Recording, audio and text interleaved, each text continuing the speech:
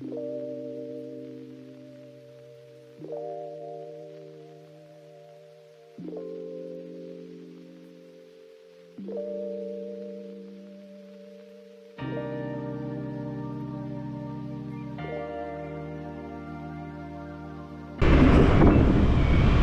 Guys, welcome back to another blog. मेरा नाम ऋषभ है और मैं हनोई वियतनाम में रहता हूँ।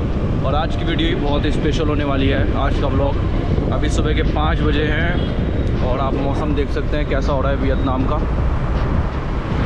बादल हो रहे हैं पर बारिश नहीं है। बारिश शाम को होती है कभी कभी, डेली में 5 मिनट 15 मिनट ऐसी तरह की बारिश होती है। तो आज की वीडियो में आपको बताने वाला हूँ कि अगर आप किसी वियतनामी गर्ल को डेट करते हैं तो आपको किन चीज़ों का ध्यान रखना चाहिए।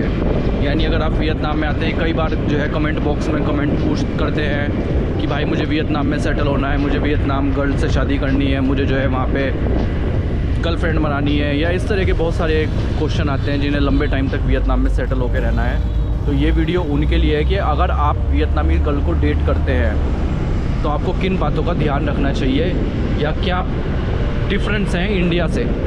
तो अगर आप चैनल पर नए हैं, चैनल को लाइक करो, शेयर करो, सब्सक्राइब करो। मैं अभी पहुंचता हूं क्लास में, फिर आपको बताता हूं।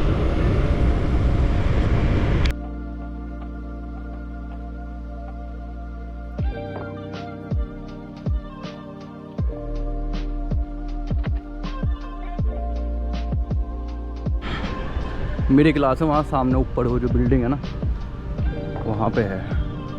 ये आप देख सकते हैं किस तरह की सोसाइटी है यहाँ। ये देखो ऊंची ऊंची बिल्डिंग है। तो इस तरह की सोसाइटियों में क्लासेस होती हैं, योगा क्लासेस, बड़े मतलब जिम है। तो चलो पहला आपको बताता हूँ मैं।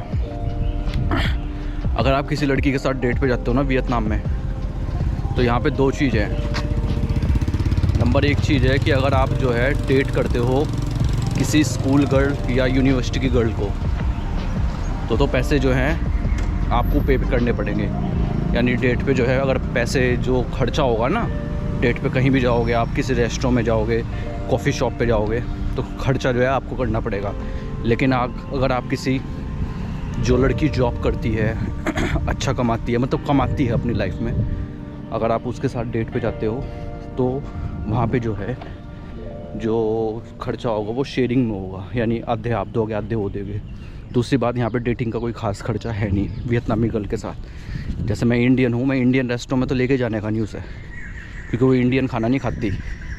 ठीक है ना, कि आप सोचने लग गए कि चलो पनीर बटर मसाला या बटर नान खिला दूँ, वो नहीं चलता। तो ये सबसे ख़ास बात है। अगर डेट पे जाओगे, कॉफ़ी वॉफ़ी पे जाओगे, तो 200 VND का खर्चा होगा बस। मूवी देखने जाओगे, वहाँ भी 200 VND का खर्चा। 200 VND मतलब 600 रुपये का। तो ये सबसे बड़ी बात है। तो डेटिंग का इतना खर्चा नहीं है वियतनाम में, ठीक है। लेकिन कोशिश करें कि आप पे डेट पे, आपको पे करना होगा डेट पे। तो ये पहली टिप्स है, अगर वियतनाम गर्ल को डेट करना है तो खुद पे करें, कोशिश करें, ज़्यादा खर्चा नहीं होता। ये देखो यहाँ पे मेडिटेशन हो रही है, सामने मेडिटेशन, ये कितनी सुंदर है। ठीक है, वो ऊपर की तरफ जिम है, वहाँ भी मेरी क्लास है। ये हो गया पहला, पे योर डेट। ये आ गया क्लास में। दूसरा पॉइंट है कि आप लीड करोगे।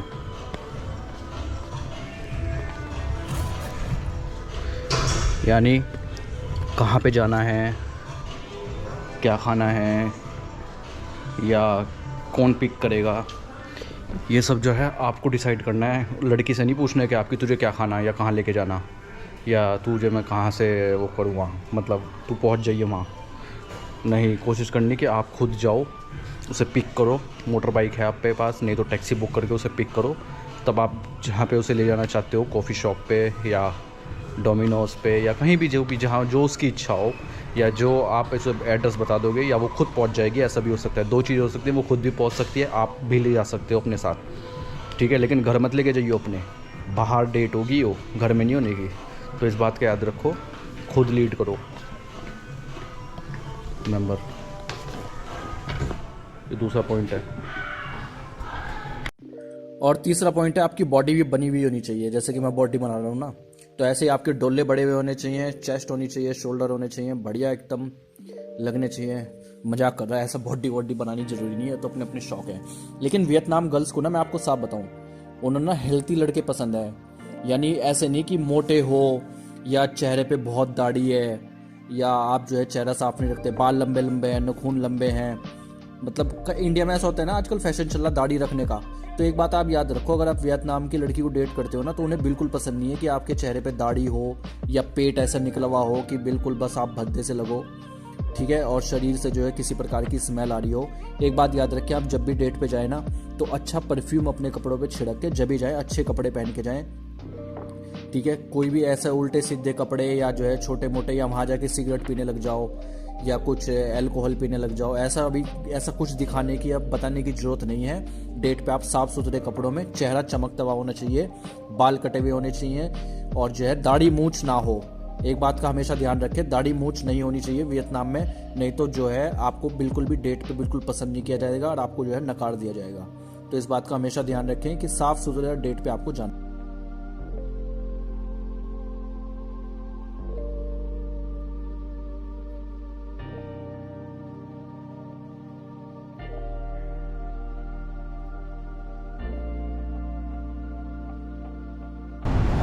जो वियतनामीज़ गर्ल्स होती है ना, जब आप उनके साथ डेटिंग पे जाती हो, तो ये एक बात याद रखें, वे सीरियस रिलेशनशिप के लिए आती हैं डेट पे।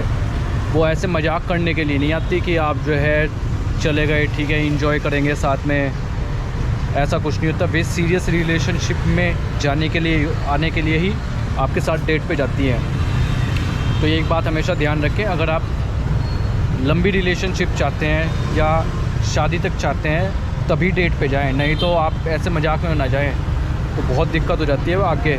अगर आप जो है कुछ साल रिलेशनशिप में रहते हैं और उसके बाद कहते हैं नहीं नहीं मेरी फैमिली अलाउ नहीं कर रही, मैं तो इंडिया से हूँ, तुम वियतनाम से हो, तुम्हारा खाना पीना अलग है, तुम्हारा रहन सहन अलग है, तो भविष्य में आपको जो है बहुत दिक्कतें महसूस होगी इतनी लंबी रिलेशनशिप्स के बाद। लड़की की फैमिली की तरफ से भी, अगर आपको जो है बस इंजॉय करना था, कि खेलना कूदना था, बस ऐसे ही चलो ठीक है एक बार करके देख लेते हैं रिलेशनशिप, तो इस तरीके से धोखे वाली रिलेशनशिप ना करें कि आपने स्टार्टिंग में कह दिया कि हाँ मैं तेरे से शादी करूँगा या मैं तेरे लिए ही बनाऊँ या तू मेरे लिए बनी है, लेकिन कुछ साल बाद या 2-3 साल बाद या 2.5 साल बाद आप कहने लग जाए नहीं नहीं मेरी फैमिली अलाउ नहीं कर रही। तो इस तरीके से धोखे वाली रिलेशनशिप वियतनाम में ना करें, ये एक तरीके से क्राइम भी होता है। और अगर आप उसकी लड़की के फैमिली वाले आपको बिल्कुल छोड़ने के नहीं, अगर आपने 2-2.5 साल बाद ऐसा कुछ किया। तो एक बात याद रखें, यहाँ की जो रिलेशनशिप होती है वो होती है सीरियस रिलेशनशिप, मजाक वाली रिलेशनशिप नहीं होती।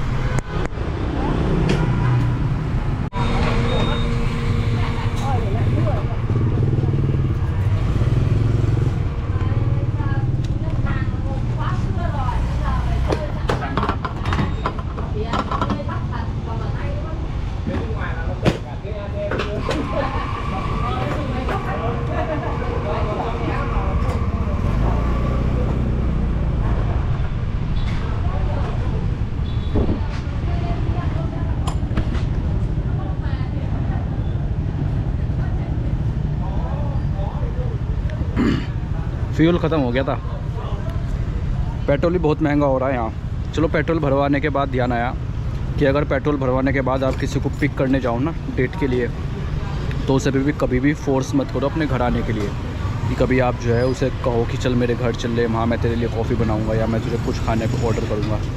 कभी भी गलती से घर मत बुला लियो, और इस सोच के साथ बिल्कुल भी मत किसी के साथ डेट पे जाइयो या उसे पिक करियो कि वो सेक्स के लिए आपके साथ आना चाह रही है, या वो मतलब अगर आपके साथ कॉफ़ी पे जा रही है, लंच पे जा रही है, या किसी रेस्टोरेंट में डिनर पे जा रही है, मूवी देखने जा रही है, तो वो जो है आपके साथ सेक्स करना चाहती है। तो इस बात को हमेशा ध्यान रखियो। अगर आपने ज़बरदस्ती करी, चलो मान लिया आपको फ्रेंड मान के वो घर आ गई, अगर आपने ज़बरदस्ती करी, ज़बरदस्ती छुआ या ज़बरदस्ती कोई शोषण करने की अगर कोशिश करी, तो यहाँ के नियम और कानून इतने सख्त है ना कि जेल में इतना सड़ोगे, ऊपर से बदनाम और हो जाओगे वियतनाम के अंदर। तो कभी भी इस सोच को दिमाग में रख के मत करो करना वियतनामी गर्ल से डेट कि वो सेक्स करने के लिए आपके साथ हमेशा तैयार है। ये बहुत एक सोच होती है हर आदमी के मन में कि हाँ चल ये तो राजी है, तैयार होगी, या मेरे घर आ रही, चल ठीक है भाई आज तो भाई मूड बन जाएगा। तो इस सोच को अपने दिमाग से निकाल दियो।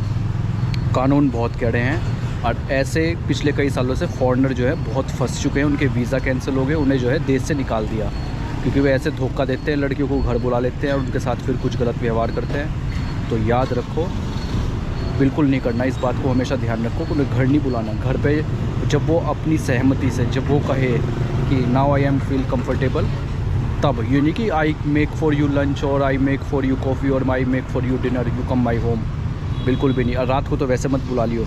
यहाँ की जो लड़कियाँ हैं वो अधिकतर जो है अपनी फैमिली के साथ रहती हैं, अधिकतर जो है अपने पेरेंट्स के साथ रहती है, अपने कज़न्स के साथ रहती है। तो रात को तो वे रुक ही नहीं सकती आपके घर पे, ठीक है। रात को 10 बजे उन्हें घर जाना ही होता है। तो रात को डेट तो कभी करियो ही मत गलती से भी, ठीक है। चलो चलता हूँ मैं। वो सामने की तो बिल्डिंग देख रहे ना, वो वियतनाम की बहुत बड़ी टेलीकॉम कंपनी है। वो जो बिल्डिंग है ना, वो सिम के डिज़ाइन की बनी हुई है। चलो थोड़ा पास से दिखाता हूँ। ये देखो, जो सामने की तरफ बिल्डिंग है FPT, बहुत बड़ी टेलीकॉम कंपनी है। तो जो है इस कंपनी का जो डिज़ाइन है ना, इस बिल्डिंग का जो डिज़ाइन है वो सिम, यानी जैसे सिम होता है ना, सिम के डिज़ाइन पे बना हुआ है। तो चलो सिम से याद आया, कम्युनिकेशन। अगर वियतनाम गर्ल्स के साथ आप रिलेशनशिप में हो तो कम्युनिकेशन बहुत ज़रूरी है। नंबर 1, आपको वियतनामी लैंग्वेज इतनी तो आनी चाहिए कि हाय हेलो आप कर सको। दूसरा, आपको जो है कम्युनिकेशन डेली होनी चाहिए। ऐसा नहीं कि हफ्ते में एक बार मैसेज कर दिया या जब आपको मिलना हो तब आपने मैसेज कर दिया, महीनों गायब हो गए, फिर 1 महीने में एक बार कॉल कर ली, मैसेज कर दिया कि हो hello how are you, where are you, now I want to meet you. तो अगर आपको वियतनामी गर्ल से सीरियस रिलेशनशिप रखनी है, डेट करना है लंबे टाइम तक, उसके लिए है कम्युनिकेशन होना बहुत ज़रूरी है और वो डेली होना ज़रूरी है। ये नहीं कि कभी कभी आपने जब मन चाहा जब कर दिया कि मैं बिज़ी हूँ या जॉब में हूँ, ऐसा नहीं। ऐसी रिलेशनशिप ज़्यादा दिन नहीं चलती। तो इस बात का हमेशा ध्यान रखें कि कम्युनिकेशन हमेशा बना के रखें वियतनामी गर्ल से। आशा करता हूँ ये वीडियो आपको पसंद आई होगी, समझ में आई होगी मैं आपको क्या समझाना चाह रहा हूँ। अगर आप चैनल पर नए हैं, चैनल को लाइक करें, शेयर करें, सब्सक्राइब करें। मैं मिलता हूँ आपको नई वीडियो में कुछ नए टॉपिक पे वियतनाम के बारे में।